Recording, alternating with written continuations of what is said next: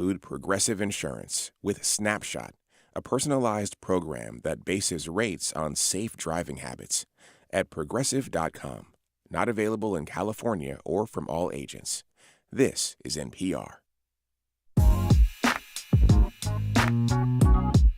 Welcome, everybody, to Studio 2.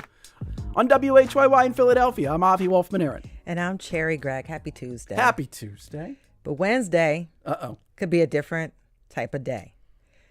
As mentioned, you heard on NPR, we are T-minus about 36 hours until President Donald Trump's tariffs kick in at midnight Wednesday night, dubbed Liberation Day.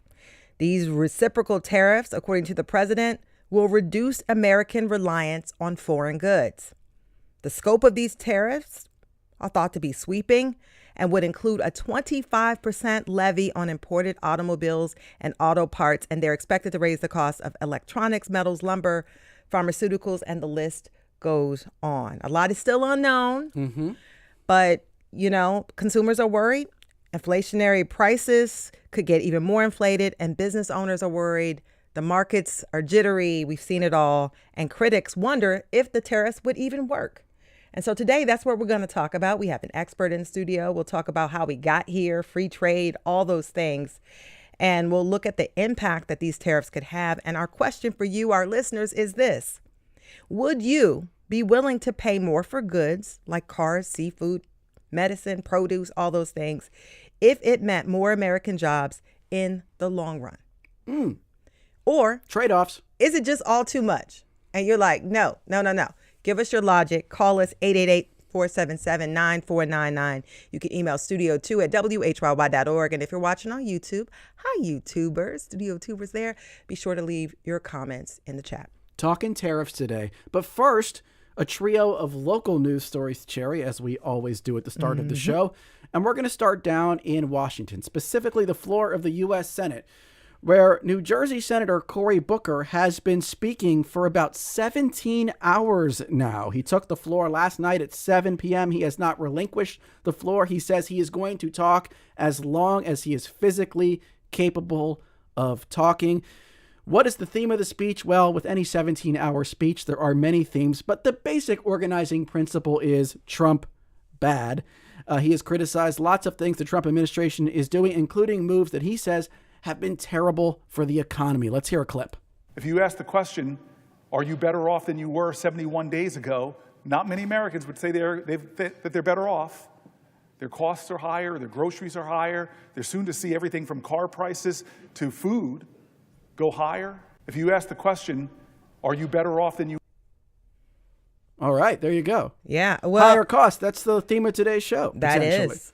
And I mean, I asked myself, did Senator Booker hear our recent show where we heard from? Let's assume he did. Yeah, let's assume he was listening to Studio 2. As he always does. Where we had many of our listeners call in and say, Democrats, do something. Right? Fight back. I mean, and this wasn't, technically this wasn't a filibuster because they weren't debating a particular bill. Sure. But it still is disrupting the business of the Senate right now. And Democrats have said, I mean, I can't remember the woman's name who was so... Marisol. Yeah, Marisol. Like, she was like, do something, fight back. And this is the kind of good trouble that the late, great Congressman John Lewis talked about and Senator Booker talked about in his long 17-hour speech. But, I mean, they want to see some kind of fight, even if it doesn't mean that they can take down a law. But that's what the Democrats said they wanted to see. And this is an example of it. You know, they say, like, there's no bad ideas in brainstorming. Like, that's the stage the Democrats are at right now. Your approval ratings are really, really low. Just try something. Yeah. And I will note that Cory Booker is not just someone trying something. He has kind of been appointed the leader of the Senate Democrats on messaging and communication. So he's supposed to be spearheading the rhetorical strategic response to Trump. Not as much the legislative, but like the messaging part of it. And this has at least broken through. You could say that at bare minimum. We're talking about it. We're talking about it. You know, what's step 2 after step 1 here? I have no idea, right? I don't know. So you stay up there as long as you can, but it has broken through the noise. So at least on that level, I would say it's been a success. It got all of our attention. And we'll talk about successes and wins and losses, and we'll fly on over in our Studio 2 ship and to Whoa, wait, little we're tiny in a block. I ship made now? this up. I made it We're in up. an Airbus, I think. We're like in a blimp. Oh, yeah. I like that. That's actually the good Studio visual. 2 blimp. Where are we flying? in We're the blimp? flying over to a tiny block in Fishtown. Oh, let's land the blimp. Okay. This tiny block was not wide enough to qualify. Our blimp doesn't fit on the block. It's too small. It's so tiny. It wasn't wide enough to qualify for a city sponsored speed bump. So the neighbors decided to set up and create their own speed bump. These people said, you're not going to give us a speed bump on our block in Fishtown. We're making our own. We're going to make our own speed bump. There you go, city. Okay. And the street in question is the 1200 block of Cree Street. It's a tight one-way street. And apparently there are 20 children under age 18 that live on that street. And parents were concerned about their children's safety. So they took matters into their own hand. They purchased removable speed bumps and put them on the ends of the block. And it seemed to work. You know, the seniors on the block, the parents with the kiddos, they all thought, yes, I feel safer. But then somebody complained to the police. Okay. 311. Yes. And Or it it was led 911, I to guess. Yeah. and it led to the removal of the speed bumps. And, you know, in February. And so now the concern is that, look, they won't be able to deal with the traffic calming measures. And I mean, you know, Philly has this broader traffic calming initiative, but, you know, they can't get to everywhere. And so I say kudos to this block. Wait. But at the same time, it probably could have caused some issues. And I could see, you know, people complaining. But go ahead. Let's be fair and balanced here. Yes, I'm because balanced. I am truly torn on this story. First of all, shout out to the Inquirer who unearthed this story about this. Pretty good one, too. Yeah, this block in Fishtown taking matters into their own hands. On the one hand, it's a very bad precedent to let every block in Philadelphia decide what they want to do with traffic and cars, because that is how you end up in parking cone land, right? People just sort of doing whatever they want, take, you know, their own ad hoc solutions. At the same time, let me say unequivocally, I love living on a small one-way street in Philadelphia. It is life-changing, and having limited amounts of traffic and traffic that moves very, very slowly really does improve your quality of life. Like, I will stand on that. And I totally understand why people would want to implement that. And I don't quite understand why the city has a width requirement for speed if people bumps. can speed down, if it's wide enough If it's wide enough to speed, why not? Like, I live on a block that's not wide enough to speed. And again, let me tell you, it is life-changing. Like, if you can find a small block in Philly, go there, move there. It's awesome. But I don't understand why there would be a width requirement that's so wide that you could still speed down it. Yeah. So I think the city has some questions to answer here as well. A lot of questions to be answered. And people, you know, this is a real thing in Philly. People get hit, you know, pedestrians, bikers, all that. And so people are concerned. Absolutely. No, there's a real issue at the heart of this. But we're going to go from tiny blocks to the tiny desk. Oh, wow. Were you setting that up? I've been thinking about this all morning. Let me just stop and clap. Thank you. You're ready. You're usually the transition person. Great transition. So we're taking the blimp back to DC now. So you guys know NPR's Tiny Desk, and it's a really important platform for launching musicians. And today there's a new episode of the Tiny Desk that just dropped, and it features an up-and-coming Philly-born rapper who is named Chocolate Droppa. So let's hear a drop from Chocolate Droppa on the Tiny Desk. Like a wolf, I got big teeth. Like a wolf, I wanna eat. Like a wolf, I'm on the prowl. Like a wolf, I'm gonna growl. I'm biting, I'm fighting. I'm scrappy because I'm just like lightning and I. So that is a Chocolate Droppa, and I'm just gonna note this for legal reasons. That Chocolate Droppa bears a very strong resemblance to Philly-born comedian Kevin Hart. Yes, I Very squinted and strong. I was like, I think I know him. And I will also note, again, just for legal reasons, that today is April 1st. But do you have thoughts on Chocolate Droppa? Obviously, very hot new Philly rapper, and I really like that verse. I don't know how you I like that verse too. I want to rah too, you know. I love a wolf theme. Lil Wolfie loves a wolf Lil theme. Wolfie got to come back. We got to resurrect Lil Wolfie. But you know, I really liked it. There were several songs, and the band of brothers. I think it was Brand of Brothers. Brand of Brothers, Yeah. just like Droppa. Yeah. And apparently, you know, Chocolate Droppa met these these musicians outside of the Tiny Desk and brought him in. Yeah. So, yeah. I think he's got a bright future. Love Chocolate Droppa. We did ask each other if there was another Philly-born non-musician to play the Tiny Desk, who would they be and what would their act be? And I know you prepared some, I prepared some. Yes. Go ahead. I said MC Mac Attack, Who's that? a.k.a. Charlie Mack, longtime security guard for Will Smith. Yep. His band would be First Out of the Limo, and his debut song would be Backstage Passes and Dark Glasses. Wow, that's way more involved than what I prepared. Okay, so I have a band. This is a doo-wop group playing the Tiny Desk called Jim Gardner and His Gnomes. Oh, that's so good. Yeah, well done. Yeah. And then I also came up with an art rock band called Noam Chomsky and the Lingual Jingles. All right, now that one didn't take off. Okay, But I love the Jim Gardner. Like, you like the Jim Gardner I one? think people would really go see Jim. Yeah, Jim Gardner and his gnomes. I don't know if Jim can sing, but Yeah. there's something there. That transition means our producers want us to move on. So let's We'll turn do that. Let's turn now to our main topic today, which is tariffs. President Trump is expected to unveil his tariff plan tomorrow, which he has dubbed Liberation Day. Now, he's already put levies on aluminum, steel, and other goods from Canada, Mexico, and China, and a 25% tariff on foreign-made cars goes into effect Wednesday. The intention behind the tariffs, according to the president, is to bring jobs and manufacturing back to America. But many economists worry that tariffs will hurt business, consumers, and drag down the economy. We've already seen lots of jitters in the market. So today, we want to discuss the possible effects on Americans and ask, have we let free trade go unchecked for too long? With us in studio is Jonathan Doe, professor of international business at Villanova and a former official at the U.S. Department of Commerce. Jonathan, welcome to Studio 2. Happy to be with you, Ari and Jerry. Yes, and I want to invite our listeners at home to join the conversation as well. Would you be willing to pay more for goods like cars, groceries, or produce if it would bring more jobs back to America in the long run? You can call 888-477-9499. You can email studio2@whyy.org. And for our Studio Tubers online, be sure to put your comments in the YouTube live chat. Avi? Gregory from Philadelphia says there is zero reason to believe these tariffs will lead to more U.S. jobs. So let's put a pin in that for a second. And Jonathan, quick and dirty history.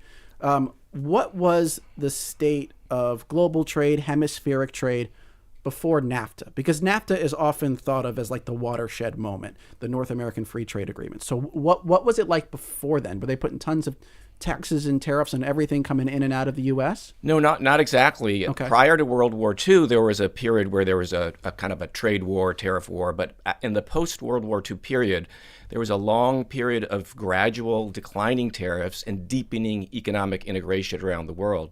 This is a period where we had global trade agreements going into effect and regional trade agreements like NAFTA. So there really was a long period in which So we're sort of building up to that. Absolutely. Trade becoming freer and economies more integrated. So at that same time, many people, I think, would know, or at least believe, that over that same period of time, so end of World War II up through the end of the century, there was a decline in American manufacturing. And a certain type of work, the sort of the idea you worked at the same factory for 30 years, got your pension, etc. Are those two things tied together? They may be. The decline in U.S. manufacturing, though, I think can be sourced to a number of different influences, notably the advance of technology. Yeah. And trying to tease apart what is attributable to trade versus technology is difficult. When I travel around the world with my students, we often go to auto factories, and we don't see a lot of people in those factories. We see a lot of robots, and that's been a worldwide trend.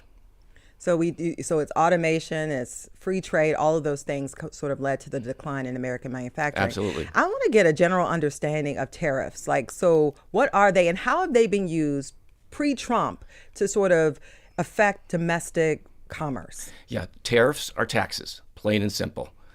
Nothing more complicated than that. But they're taxes that are collected at the border on imports. And the question often comes about who pays for those tariffs. And we pay for those tariffs in one form or another. Either the importing company itself pays, or they pass on the cost to consumers, or typically some combination of the two. Tariffs have been part of global economic history for many centuries.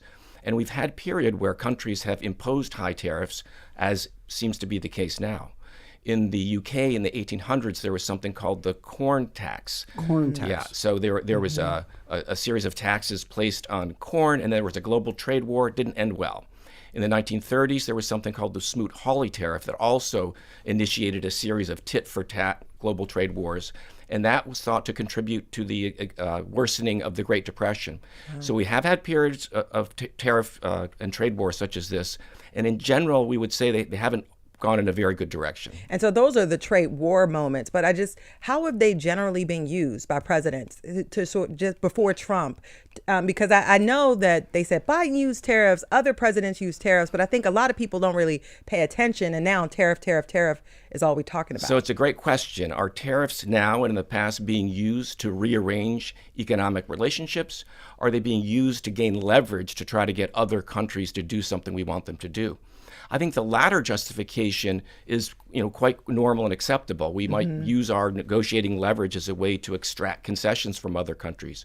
Using tariffs to try to rearrange both domestic and global economies, I think, is a more questionable tactic. And that's what you think, that's what Trump is doing? Not clear. It's not clear because in some cases, with respect to Canada and Mexico, we have particular issues around immigration, around fentanyl, and the idea was to use the tariffs to extract more commitments on the part of those two countries to tackle those problems.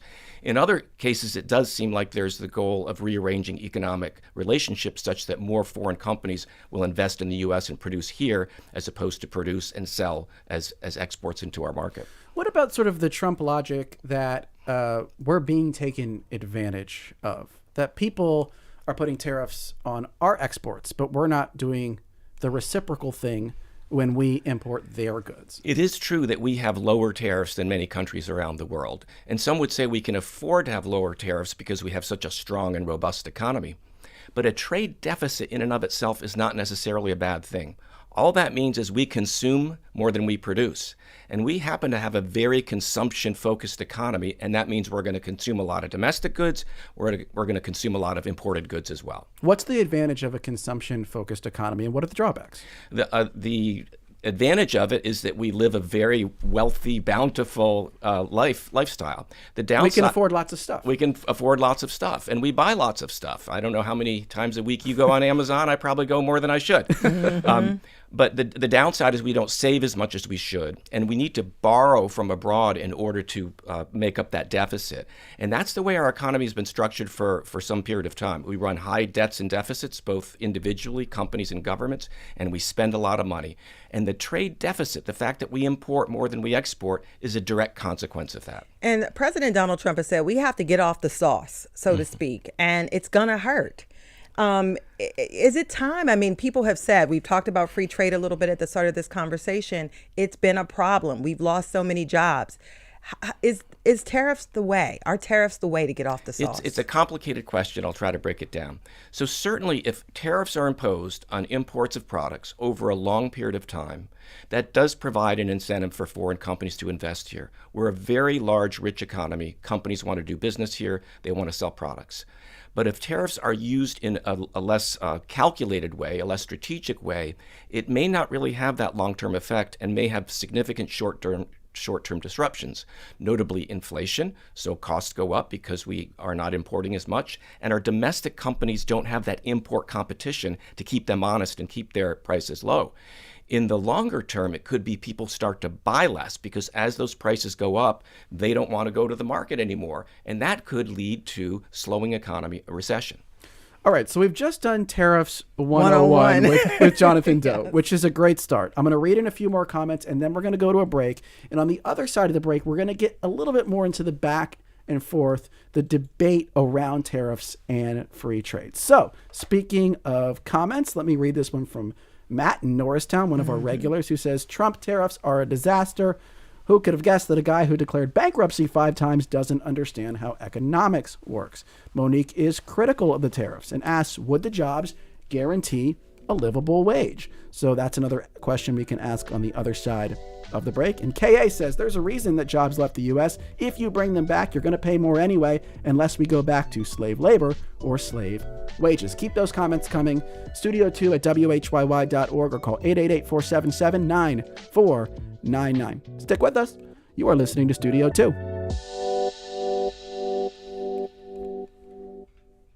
And we are back. We didn't go to a break. What? No.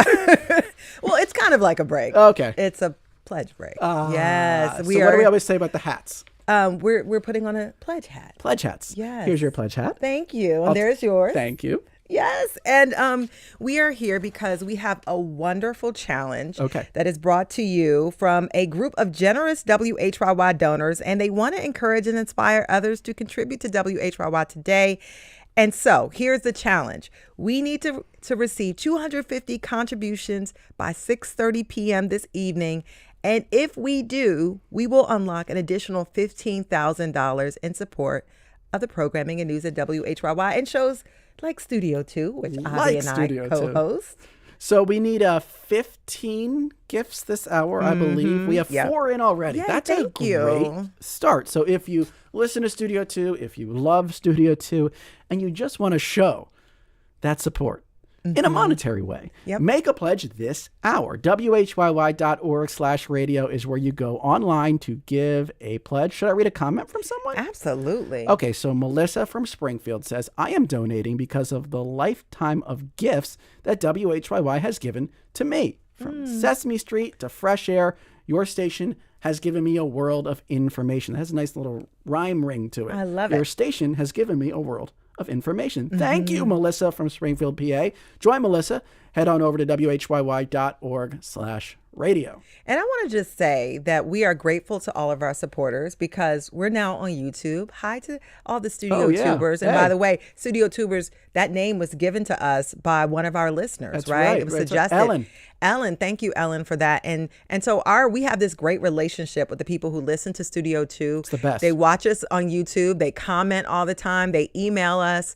We're even doing a show later this week that was suggested by our listeners. And so but don't tell them the topic yet. We're not. I'm not going to. Oh, okay. no. You know we like the surprise on this keep show. a lid on it. And so we're not going to tell you. But the point is that this relationship that we have, we're able to do this because of your support. And we're so grateful for that. And so I know as many of you are probably already members of WHYY. And if you're not, this is a great opportunity to do that at WHYY.org/radio. If you're already a member, you can always give a little bit more to help us unlock that $15,000 from our challenge. And that goes a long way. A really long way. So again, we need those 250 contributions today by 6:30. And to stay on track for that, we need 15 gifts this hour, 4 in already. I'm also told, and this is a special for, I don't know if it's just today. Maybe it's just today. I'll have to ask Stanley about that. But anyone who gives today gets access to a guided meditation. Jerry, this is not just any guided meditation. It's not guided by me. Oh, no. That would be terrible. It's not guided by you. That'd be pretty good. No, are you kidding me? You'd be good at that. I know. But this person's great at it. Jennifer Lynn. Yes. And her voice is very smoothing, which is why she's so perfect for Morning Edition. And you get to morning hear, meditation. Yeah, and morning meditation. It just makes sense. I'm told it's not just today with the meditation, by the way. So it's this drive. But if you want access to that, you might as well give today during this hour in honor of Studio 2, Jennifer Lynn, or just WHYY in general. So here is what you do. You go online to WHYY.org/radio. That's WHYY.org/radio. You can join Kate from Pottstown, who says, I use the app to listen to Wait, Don't Tell Me to be sure I don't miss a word. So join Kate and all the others who have given. WHYY.org/radio.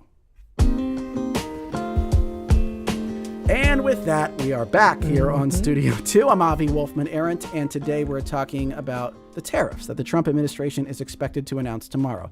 There's already a 25% tariff on cars that goes into effect tomorrow, and now the president has signaled that he'll add reciprocal tariffs on goods from, quote, all countries. We've been talking with Jonathan Doe, professor of international business at Villanova and a former Commerce Department official, about tariffs and the idea of free trade. Yes, and I'm Cherry Gregg, by the way, but we want to now bring in Ray Jensen, Assistant Director for the United Auto Workers Region 9, to get his take on Trump's move to apply tariffs to foreign-made cars. Ray, welcome to Studio 2. Good afternoon. Thanks for having me. Yeah, and again, to our listeners at home or on YouTube, our question for you is, would you be more willing to pay more, or should I say, would you be willing to pay more for goods like cars, groceries, produce, if it would bring more jobs back to America in the long run? The number is 888-477-9499. You can email studio2@whyy.org. And for those of you watching on YouTube, be sure to leave your comment in the chat.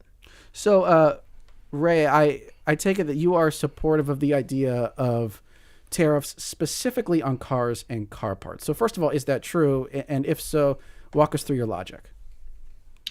So yeah, we in the UAW know that we've suffered from broken trade laws and anti-worker trade laws for years and for decades.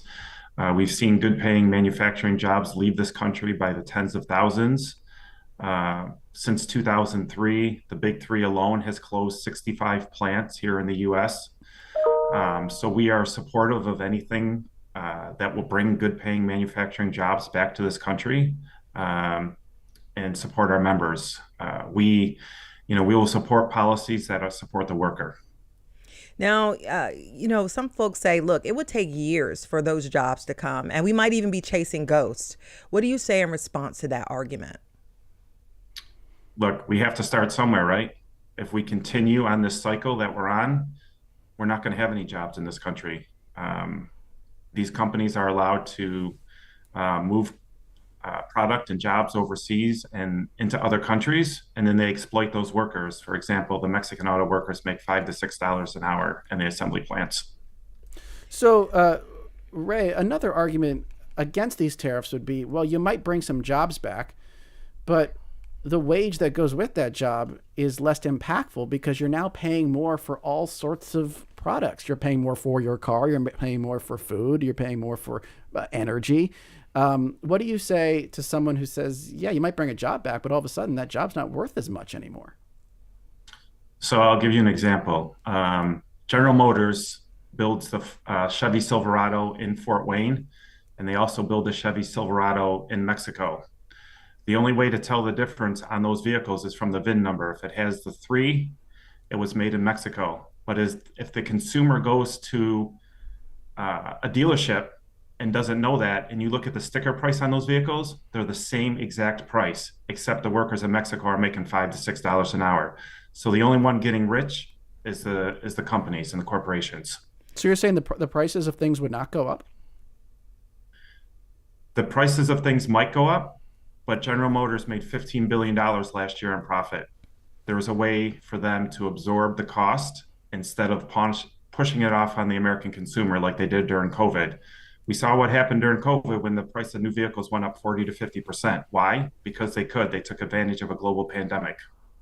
So real quick, though, how would you compel, though, General Motors, Ford, or whomever to not pocket the profit, if indeed that's what they're doing, right? Because presumably they could still continue to do that, and they could raise prices. Well, we know that they pay their CEOs very well. We know that they pay their stockholders very well, and they do stock buybacks all the time. Bring these jobs back to the U.S. There's factories here that I'm sure they could have capacity to build some of the products that they build in Mexico and build it here in the U.S. And like I said, we have to start somewhere. Otherwise, we're going to be on a downward cycle, and we'll be at a race to the bottom. Yeah. And so I talked to the American consumer who in a couple of months is, young mom, maybe a young couple, 3 kids, and they gotta buy a car in June. And what is your argument to them when they can't afford the different price? Don't be mad at the union for trying to protect the workers. Be mad at the corporations for trying to price gouge the American consumer.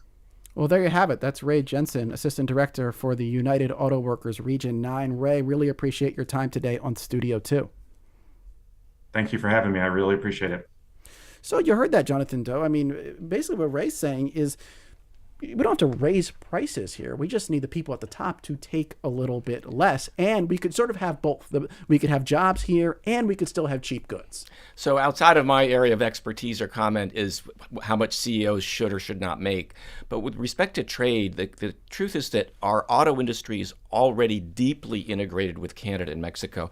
This is something from the New York Times a week or so ago that shows this Toyota RAV4, which is imported from Canada, has 70% of its content from US and Canada, and just 30% from outside North America. Whereas this Nissan Rogue, purportedly made in the United States, gets more than half of its content from Japan and another 30% from other countries. So it's almost impossible to determine, what is a North American or a U.S. vehicle versus a Canadian or Mexican or even a vehicle imported from further away. Because cars consist of many components, many materials, and it's all moving around the world all the time. They do, and especially North America, because since 1965, we've had this auto pact with Canada that is free trade between those two countries. Then we began bringing Mexico into the mix, and that was essentially codified with the NAFTA from 1994. But I wonder, like, if you think about, American-made vehicles, President Trump said he could care less, if the price of foreign cars went up because it would force Americans to buy American. But you're saying that even American cars are not all American. Yeah, I think it's very difficult to discern, what is a North American car or what is a U.S. versus a Canadian versus a Mexican car for these reasons I mentioned. So would this sort of impact even the quote American manufacturers, the pricing of those cars as well? It would, and the stated policy is to only tax the non-American portions of those imports. I don't know how they're going to do that. I think just administratively, that's almost an impossibility. So there's a question about the economic impact of these tariffs. There's also a question about the practicality of them. Can they accomplish what they're seeking to accomplish? What I heard Ray Jensen saying, though, is that, yes, we have a very interconnected world. This is all very complicated, but you have to start somewhere. You have to do something. How would you address that? I mean, he's not saying this is the only solution. He's saying this is a tool. We have to start to use it, and then we go from there. I agree. I think that trade and integration should come along with other kinds of cooperation and other kinds of commitments. And that's why in the NAFTA we had a labor agreement and an environment agreement that sat alongside the trade agreement. It's also why when President Trump renegotiated the NAFTA as the USMCA, that there was a requirement that in order to qualify for this duty-free treatment in North America for automotive parts and finished vehicles, they needed to add 75% of their value in North America, and 40% of that production had to come from factories where workers made $16 or more per hour. So there have been efforts to try So those are the guardrails that are in there Exactly. now. Are they sufficient? Probably not. But there are other aspects of guardrails between and among countries that we might not like either. We might not like Canada or Mexico or other countries kind of dictating how we do business here. So it's hard for us to dictate necessarily how they do business there. There are concerns about wage differentials between countries around the world, and these are real concerns and they have real impacts. Yeah, and that's sort of what Ray was talking about. By the way, we've heard some of the reaction from some of the countries, and particular Canada. The Canadian Prime Minister Mark Carney told reporters last week that Canada's old relationship with the United States was over and that Canada has the right to fight back with retaliatory measures. Take a listen to what he had to say. I reject any attempts to weaken Canada, to wear us down, to break us so that America can own us. That will never happen. And our response to these latest tariffs is to fight, is to protect, and to build. And so can we just zoom out from the, auto tariffs that go into effect on Wednesday to some of the other tariffs? I mean, we used to have this and part of the auto relationship, we got a lot of stuff from Canada, we got a lot of stuff from Mexico. And now one of our best trading partners is in war stance and trade war stance. Can you talk about how will these tariffs sort of impact those relationships? And I know we get a lot of Canadian goods, we get a lot of Mexican goods. Can you talk about the impact a little bit? Yeah, so there's the economic impact of the disruption of no longer having those imports of final goods that we buy at the grocery store, or imports of intermediate products that like the big auto companies use in their production. Then there's the counter or retaliatory tariffs, the tit for tat. So we impose a tariff, a trading partner imposes a tariff on our exports, hurting our manufacturing and production. And it's hard to see where that's going to go when you initiate such a trade war. And as I said earlier, in the past, these situations have rarely ended well. And so we have American businesses that have a lot of Canadian customers that will then have to pay Canada a lot of money in order to sell their products in Canada. That's exactly right. And this interesting corollary effect, apparently Canadians don't want to travel to the U.S. for tourism anymore. And apparently that this has really been shown in the air flights and other travel across the border. They're offended with the way things have been going. They don't want a vacation in Florida anymore. So again, there's all these kind of spin-off effects that are unintended. Let me read this comment from Ross in South Philly, who says, if Americans start building better cars, I will consider buying one. For now, I'll keep my Toyota.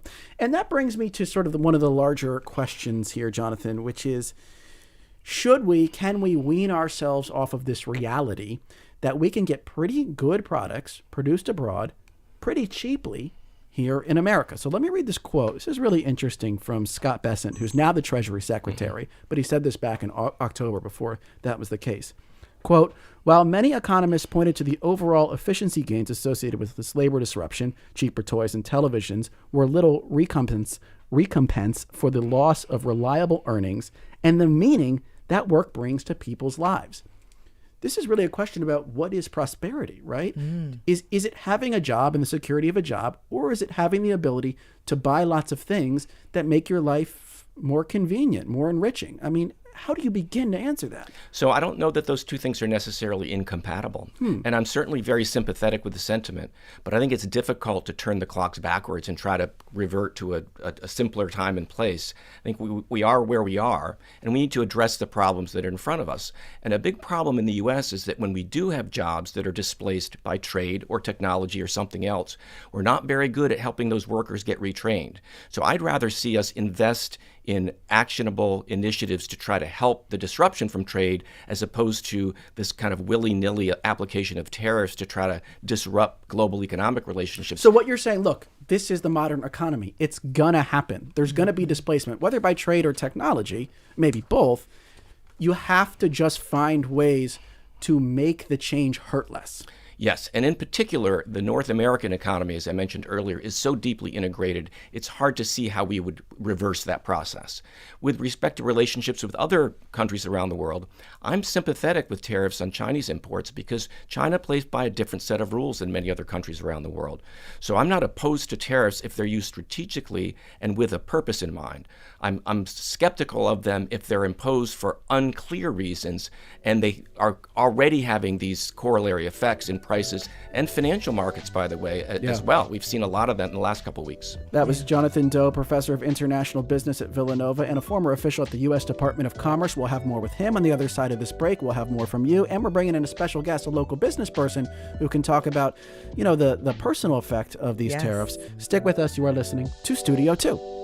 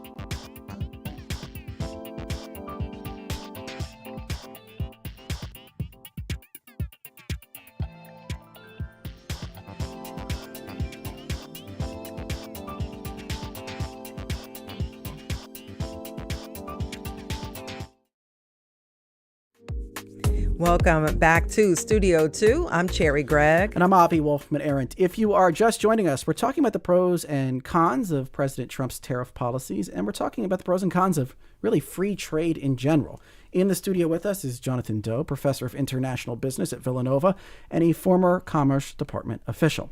And we want to hear your answers to our questions of the day, listeners. Would you be willing to pay more for goods like cars, groceries, electronics, if it would bring more jobs back to America in the long run? Or is it all just too much? Give us a call, 888-477-9499. You can email studio2@whyy.org. And if you're watching on YouTube, be sure to drop your comment on the chat. So we've been talking about things in the abstract. Now it's time to get real with our next guest to the program. Brian Zeliga is the owner of Fishtown Seafood, and he says that domestic aqua farming at its current state cannot make up for the loss of seafood imported from Mexico. So Brian, welcome to Studio 2. Brian, are you with us? All right. All right, we'll wait for Brian. In the meantime, actually, I had another question teed up, Jonathan Doe, because I wanted, this is actually a really great comment, great listeners, by the way, from Rob, who says, the question posed seems to be, would we be willing to pay more for goods manufactured here to provide more and better jobs, et cetera, et cetera? But, Rob says, would investors in the construction of new factories and the refurbishing of old ones not be more likely to spend their capital on the installation of AI and robotics rather than on providing old technology jobs for our workers? Is that the most likely outcome? I think there's something to be said that. Yeah. We talked earlier about the fact that technology does have a way of displacing workers over time. Ideally, those workers are able to do something else, or their successors are able to do something else. But yeah, it's not clear that building more factories is going to significantly increase employment because they are so automated these days. So I think the listener has a good point. Yeah. I want to go ahead and bring in Brian Zeliga of Fishtown Seafood. He's been on the line. Brian, welcome to Studio. Growing business, it's extremely hard and extremely difficult. I'm not growing business. It's extremely hard and extremely difficult. I'm not equipped to really deal with these global economic events. Yeah, no kidding. Nor are we, Brian, and we sympathize with you entirely. I think some people might be wondering, so you mentioned oysters coming in from Canada. Hey, there are oysters here in America. Like, why couldn't your supplier shift to American farmed caught oysters? Like, take us inside that dilemma for someone running your particular business. Absolutely. There are lots of factors to unpack there. One, oysters are a growing product, growing demand. So in 2022, I believe it was the first time since they started the list that oysters entered the top 10 most consumed seafood list at number 10. So Americans are eating more and more oysters. Lots of consumption. To put that in perspective, in 1880 through Philadelphia alone, there were 800 million oysters passed through Philadelphia on a wholesale level. Right now, currently in Philadelphia, nowhere near, even New York, Philadelphia, D.C., there's not that many oysters going into these markets today in 2025. So it's a item that we used to consume a lot of due to habitat, freshwater issues, overharvest. That's Brian Zeliga, owner of Fishtown Seafood. Real quick, you wanted to do a closing comment there, Brian? Oh, and I was just going to say, on the flip side of that is seafood is at a discount right now because it's not experienced the same amount of inflation as eggs and chicken and other products. So that advantage might go away. That's Brian Zeliga, owner of Fishtown Seafood. Thank you so much for your time. Yeah, and I want to thank you so much. And so I wanted to ask you a question, Jonathan, just sort of, what kind of policies could the Trump administration put into effect that would help ease the short-term pain? Because the president has said, look, this is going to hurt, but it doesn't seem to me to be anything to help people deal with that hurt as they try to get us off the sauce, like we said earlier, of imported goods. So in the first Trump administration, there were tariffs applied to a number of different products, including farm products. And there was a special subsidy program that was initiated to try to compensate those farmers for their lost exports because they were facing these retaliatory tariffs as a result of our imposition of tariffs.